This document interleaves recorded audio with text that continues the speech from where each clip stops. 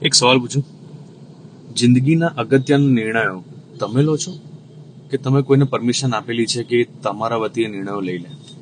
Majority લોકોએ આ permission બીજા લોકોને આપેલી છે, પણ પ્રોબ્લેમ ક્યાં થાય છે કે એ જે લોકો તમારા વતી ડિસિઝન લઈ રહ્યા છે એ લોકોએ ના તો તમારી ઇન્કમ ક્લાસ ચેક કરી છે, ના તો ભાઈ તમારા રિસોર્સિસ ચેક કરેલા છે, ના તો તમારા એન્વાયરમેન્ટ જોયેલા છે. અને એના એક્સપિરિયન્સ પ્રમાણે તમને કહી દીધું, તમે એ ડિસિઝન લઈ પણ લીધું.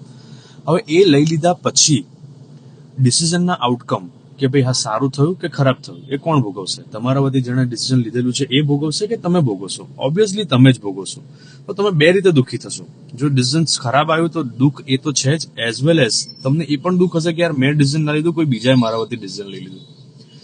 તો ભાઈ લાઈફના ઇમ્પોર્ટન્ટ અગત્યના ડિસિઝનો તમારે જ લેવાના છે અને તમારે જ નક્કી કરવાનું છે. એટ ધ એન્ડ તમને એટલું તો સુકૂન હશે કે યાર મેં ડિસિઝન લીધું હતું અને સારું ના ગયું. તો આ રીલ એ લોકોને મોકલો કે જે લોકો હજુ પણ અગત્યના જિંદગીના નિર્ણયો કોઈ બીજા પર ડિપેન્ડન્ટ રહીને લઈ રહ્યા છે ને પોતે દુઃખી થઈ રહ્યા છે.